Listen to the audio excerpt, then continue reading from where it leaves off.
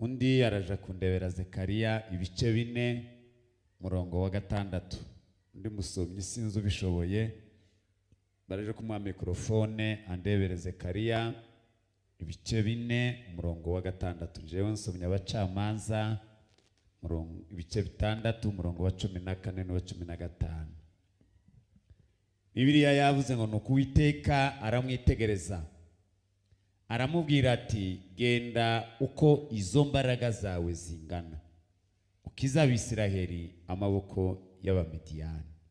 Sinjugutumye hariho point d'interrogation. Ku 15 havuze ngo Gideyoni aramusubiza ati ariko Uwiteka Abisiraheli n'abakirishiki iwacu turaboroheje mu muryango wa Manase kabandi n'umuherezi mu nzu ya data.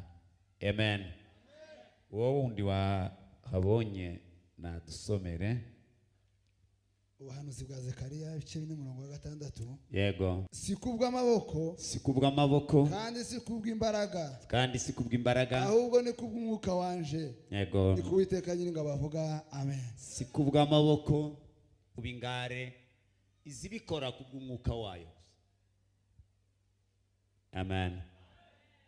Kwa turaganira ijambo rivuga ngo tembea katika ule uweza ulionao, koresha imbaraga ufite. Genda ukoreshe imbaraga ufite. Umuvugabutumwa mwiza nusa na Paulo hariya mu bice 3 by'aba Filipi, aho yivuze asa n'uwihana kugira ngo abone kwihanisha abandi. Aravuga ngo nyamara ibyarindamu yanje nabitekereje ko ari igihombo ku bwa Kristo, ngo ndetse n'ibintu byose mbitekereza ko ari nk'amase kubw'ubutunzi butagira akagero, ngo niko gutunga Kristo, ngo kubw'uwo nahombye ibyanje byose. Paulo rero kugira ngo aje kubwiriza intege nke z'abandi yabanjije kuvugiza. Bwana sifiwe. Sinzi nimba muri mukungurikira. Kugira ngo aje kuvuga intege nke z'abagabo n'abagore yabanjije kuvugiza.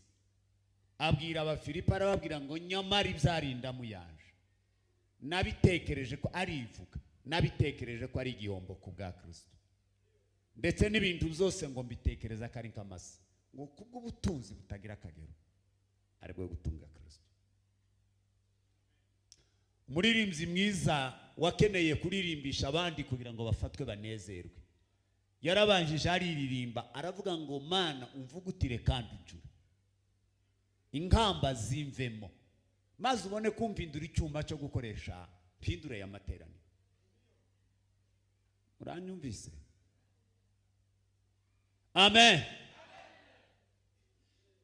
Umusenzi mwiza nuwabanjije kwiyerekwa nka Yesaya mu bice 6 mu rupfu rw'umwami Uziya, ngo ariyerekwa, ngo yiyerekwa avuza induru aravuga terega ndi igitangaza cy'igihume, neretswe ibyaha by'Abayuda ntarabona ibyanje, ngo arangize aravuga ngo mbunyishano sinzosubira guhanura. Marayika w'Imana ngo azana ikara ry'umuriro arikuye ku rugarama, ngo arimukoza ku kanwa aramubwira ngo uhereye uyu munsi ndakubabariye, wari warisha abandi nawe uri ikibore, ariko ndakubabariye uhereye umunsi haguruka rero. Ngo arangiza aravuga ngo ese ninde utumtuma? Esaya aravuga ngo ntuma kuko umaze kumpumanura. Amen. Nimusome ijambo byanganirije umwuka aranganiriza. Ni ukuvuga ko uyu mugoroba tugiye kuvuga ayo twari twibitsemo yose ko turagendaga dutera tugana ku musozo.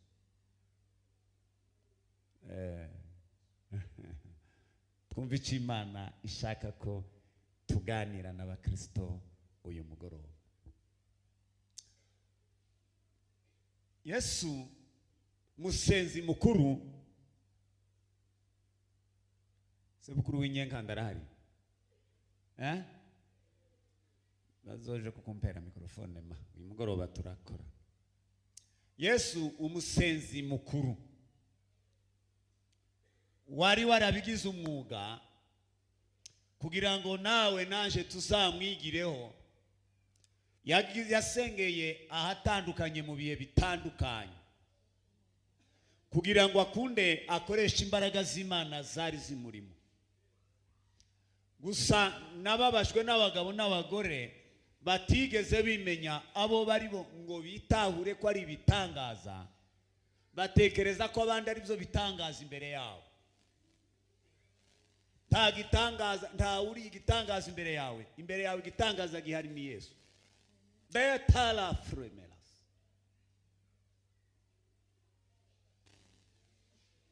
Manishi. Manihibas. Ta kindi gitangaza kiguhagaze imbere. Gitangaza kiguhagaze imbere ni Kristo. Gusa. Nta wundi muvuga butumwa ukomeye imbere yawe. Muvuga butumwa ukomeye ni Kristo. Hallelujah! Nta wundi umusenzi ukomeye imbere yawe. Umusenzi ukomeye imbere yawe ni Kristo.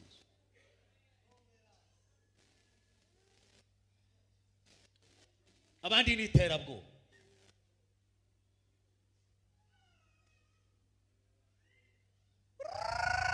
Hallelujah!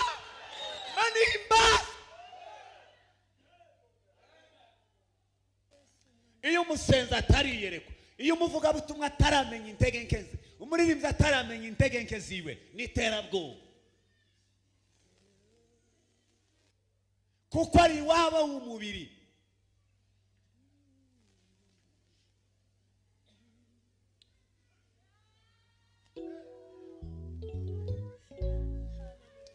Ukambwira cyose ntacyo mbasigira. Ta deni shaka ngo nzogarukane.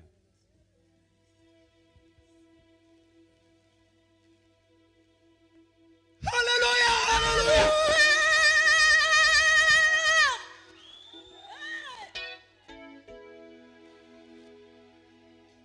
Mwombaji Yesu umusenzi mukuru, igitaramo cye cyambere cyo gukingura huduma ye ngo yagitangiriye mu mazi. Hariya mu butumwa bwiza bwa Luka. Ngo ashigiye kubatizwa asanga Yohana aramubwira ngo mbatiza. Inanibidi nibatizwe. Yohana aramubwira ngo biracitse jewe. Yesu aramubwira ngo nutambatiza tawo tuba duhuye na. Arapfukama mu mazi. Arasenga. Ngo amare kumusuka amazi. Ngo Yesu akaomba. Ngo atangire gusenga ngo mbingu zikamufungukia. Bizimana icyubahiro. Hallelujah! Icyo nicyo cyitegererezo kigomba guhagarara imbere yacu. Wasenze ngo mbingu zikamufungukia, ijuru ngo rirakinguka, ngo rimare gukinguka hamanuka ngo umwuka umeze nk'inuma ukamukalia juu. Nyuma ngo haza ijwi ry'Imana riramuhamya, riravuga ngo uyu mwana wanje nkunda kandi kamwishimira, ngo ni mumuba.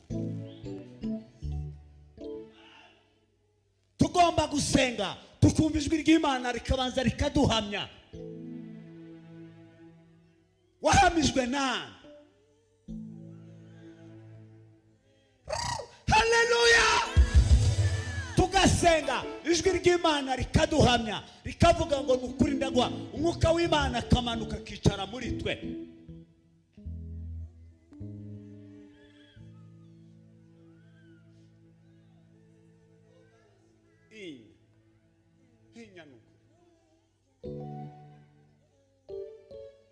Ngo afahoja mu kicaro cya kabiri, ngo roho wa Bwana akampeleka nyikani, ngo amujana mu butayu. Akora ihuduma y'imisi 40 seke, atarya atanywa. Dufite abavuga butumwa, dufite abasenzi, dufite abayobozi, atagira n'umunsi n'umwe yo kwiyiriza, ariko ni uhaye ukanga abantu. Zomberaga yazikuye he?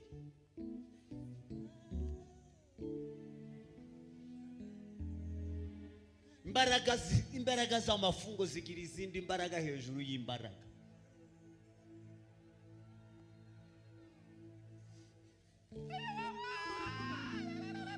Ako ngunda kukavuga rimwe twakoze amafungo y'imisi 3 na bene data tukibiyo. Tuba mu mazi, twageza tuyirirwamo tukayagoroberezamo. Ngo abo umunsi wa gatatu mwene wacu mwarakinguka. Ngo amare gukinguka hasi inyoni aratubwira ngo mureke babwire inyoni za nyamakuru. Hari abagabo basikwerewe. bana bage barimo kwerekwa bakongorerana ntumenye uko bavuze bamara bakiruka. Haba abagabo bazi kwerekwa. Aratubwira ngo nimufate amakaye n'amakaramu babwire message inyoni tuzanye. Dufata amakaye n'amakaramu turandika gasuku duhambira kuyimara. Inyoni yayijwigira ngo iguruke twari munsi y'isararo kuko twari twicaye mu mazi. Isararo ngo aratubwira ngo nimiceceka mbabwire uko isararo ihayivuga. Yari yakingutse aja mu rundi rwego.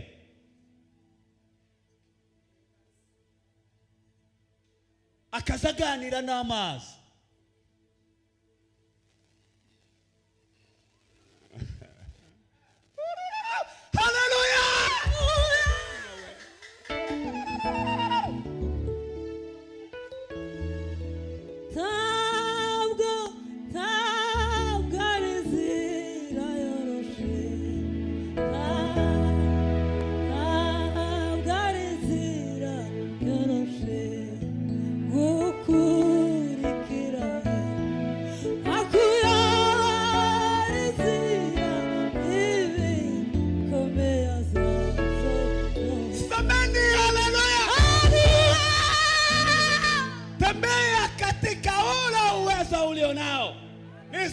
Imani haikenera gukoresha ziri yufite. Yesu ngo ajanwa mu butayu amara imisi 40 n'amajoro 40 seke atarya atanywa. Ngo aganira n'Imana. Ngo arangize Satani araza ngo asa kumugerageza. Turagera mu rwego Satani atokugeragerezamo. Oyeye. Cyo gituma muri mu gusanga umuntu yatibuka podium akazinga iserege. Bwana sifiwe. Ndababwira icyo umwuka yambwiye ngo mvuge.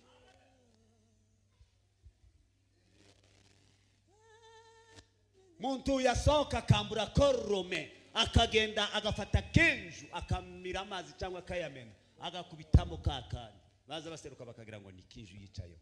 Naho yicaye kuri ya.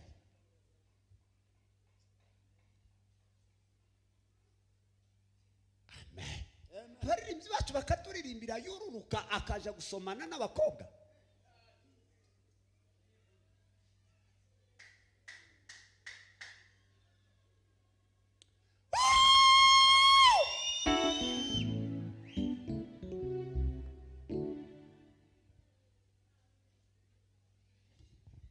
Yesu mwana. Yesu mwana chureba. Hallelujah, hallelujah. Ninde wababeshe kwaha araho kukinira.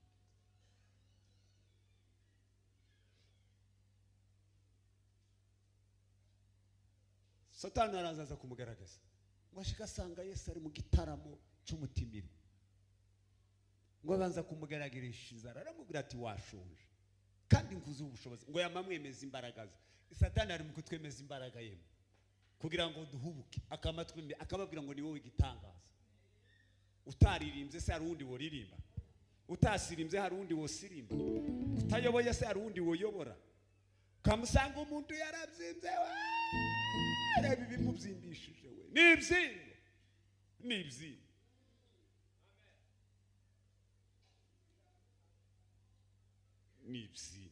Nibza. Ryari mu kugufatisha ugatemesha imbaraga z'umwuka w'Imana. Uvuge ngo ni patient ni yakeniye.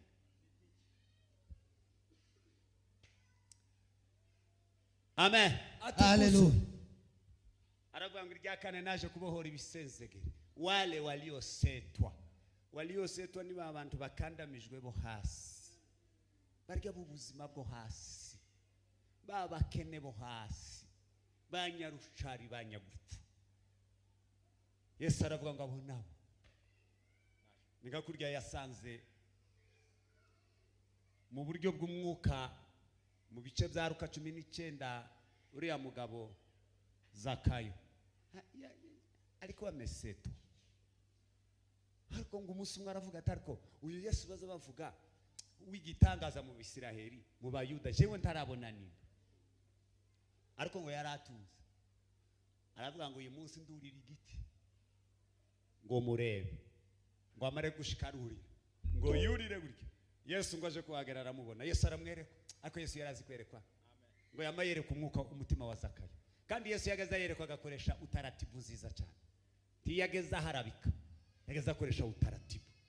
Ngo amara aramubwira ngo Zakayo, wewe ndi wo kururuka ngo kuko uyu munsi mbaye ntekereza ko agakiza gatahi wawe.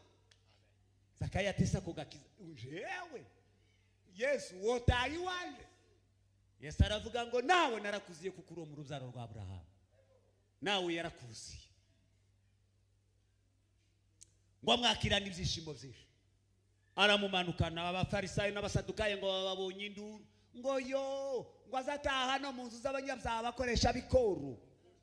Ni ngo kubonaga wije mu nzu y'umusinzi yo, ariko none we ndari mu guforoda. Wale walioseto Yesu aravuga ngo abana bo ngomba kurara mu mazu yabo. Tukamusanga ngo baramuvuze. Elisa yaravuze ngo nimubareke baze ngo bamenye kuko muri Israeli ngo haba Imana. Abandi bamwe ngo kubo kugira muri kino gitaramo ngo botugatira, uragatiye. Ariko imbaraga dufite n'ukuri ku Imana ndibozigatira. Ngahe muri iki giterane bazose ngo baje kugatira abadayimoni apana mwebwe mutari kuva nasize mbavuze. Abadayimoni bazose. Yesu wampagurukije akampira ijambo nimara sememaguze. Nimara ntitire nkayure nandiwe kurivuga. Gituma wigatiye wamarukabi. Ngo iwe ngo atashe kwa Zakayo we bitangaza birabaye. Yesu arababwira ngo abazima ndibakeneye umuvuzi, abazima ndibakeneye muganga. Oya, abakeneye muganga n'abarwayi. Ariko bahari igitanda umaze hiye kirekire, turasiga tugisenye. Amaze wikorera igitanda cyawe uhagarare mu ihema ry'amashimwe. Berese dati cyubahiro. Haleluya, haleluya.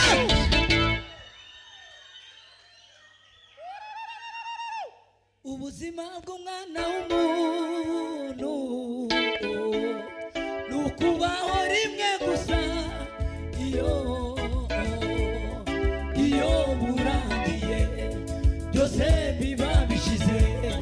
Iyo burangiye byose biba bishize. Uwo rusaba Imana mwikwereke,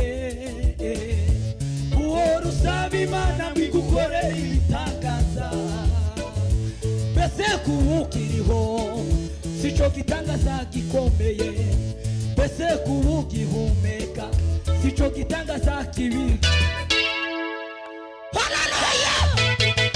Mwicare abazabere kwa ndabahaye mugume mwerekwe, mugume mwerekwe niturangiza amateraniro mwama musoma afishe nta gusubira guduma uko amazi ndi yihindurije nta kindi gisika. Nari ngiri ku kidendezi wale waliosetwa uwo ngo ntiyaragira uwiwe imyaka 38 atagira uwo musuru, atagira abandi ngo bagira babo. Hari nko muri centre de santé ni muri Yohana ibice 5 bakaza barya bagira barwaza marayika yamanuka mu kidendezi amazi yihinduriza bakamutora wawundi agasigara hari ngo buke. Yesu aravuga ngo ndasura Betisida kubera uwo murwayi. Yesu yosura akavumu kubera umuntu umwe gusa kugira ngo abashe kwikorera igitanda. Amen. Haleluya, haleluya. Bageze aramubaza ngo ese urashaka gukira? Ngo akatoa sababu nuba abantu banze kwemera baribo ngo bakatoa. Aravuga ngo je singira uwanje amazi yo yihindurije abagira aba. Yesu aramubwira ngo pana sababu, kubali emera gusa urashaka gukira. Ngo aramubwira ngo Yesu yaramubwiye ngo uyu munsi wabonye uwawe, uracyakeneye uwundi wabonye uwawe, mwemerere gusa. Ati ndabishaka. Yamamubwira ngo haya jitwike godoro lako, ikorera igitanda cyawe baye muzima. Ngo yamagita ku mutwe agenda ahagarara mwikisha umamwihema ryo gushima. Witinya Goliyati uri imbere yawe, mu bibi no mu byiza umamwihema ryo gushima. Witinya we, witinya Goliyati uri imbere yawe, mana we ari wewe umamwihema ryo gushima. duhereze Imana icyubahiro. Haleluya, haleluya. ngo yikorera igitabo dans le prix de Nissan passe changement le fait négligé aliment de la popularité. Oh de fait mureke kuri tuganire n'Imana duhereze Imana icyubahiro. Haleluya, Haleluya. nyeganyeza igitanda cyawe wumve ko cyokunduka kijya kikugora uvuga ngo wagitanda uyu mugoroba ndagukundura sinsubira kukurara cyakindi cyakugora cyakibazo nicyo gitanda byawe tuvuga kibwire ngo uyu munsi sindarana nawe ikidendezi cyihindurije uwanje yahageze ni Kristo ubu karakubwira ngo kinyeganyeza ukikorera ugishingura aho wagendeye mu gisuzuguriro cy'imyaka myinshi wabitewe nikitembea katika ule uwezo mu mbaraga zawe ufite wumve ko kinyeganyije mu mutima ukibwire ngo ndakunyeganyeje sinsubira kukurara kandi ukisenyere. Yesu yaravuze umurwayi azinga ibirago mu mbaraga ze nkeya ngo azinga ibirago ni wowe uzizingira uve ku gitanda. Duhereze Imana icyubahiro. Haleluya, Haleluya. Trobe duhereze Imana icyubahiro mwungere mwe. Haleluya, Haleluya. duhereze Imana icyubahiro. Haleluya, Haleluya. duhereze Imana icyubahiro mwe. Haleluya, Haleluya. Amen. Yesue. La popa sine fe. Etam. Toke limela drashe. Jite fezalarite. Alima de la fopris. Mani hakicyubahiro. Ngo naje kubohora ibisezege wale waliosetwa aho wakandagiriwe simpazi nicagukandagiye sinkizi wewe urabizi ariko twaje kukubwira ngo izera imbaraga zikurimo ko zigusenyesha kiriya gitanda ugataha n'insinzi ukagenda uhayivuga amashimwe y'Imana. Ni wewe nyiribayaza, ni wewe watumye ugitinda.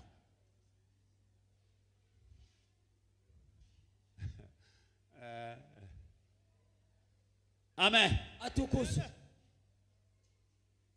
Jambo rya nyuma aravuga ngo naje gutangaza ngo umwaka umwamagiriyemo abantu imbabazi. Yaramenye ubwiru bw'ijambo ryo kuja ku musaraba, lakini hawakujua. Nuba abantu ntibaramenye ubwiru bw'imbabazi za Kristo yatumanuye, barasirengagije. Mubabarirane nibwo tuzababarirwa. Tato mwijuru turemera imitima mishasha kandi babarira. Uba abantu ariko abantu yeme Abantu bubu ariko abantu yeme ntibatinya. Nako gusana marawuca Ariko abantu yeme abantu bubu ariko abantu ntibatinya. igitangaza gihari. Abapastori basigaye babana muri baraza bagacancamirana, ariko bwaca bagapanga uruhimbi, bagapanga ihuduma, bagapanga na za gahunda, batababariranye. Abaririmbyi ni kurya, abasenzi bararimaguranye basubiranamo, ariko bwaca Kama ona, bona waniona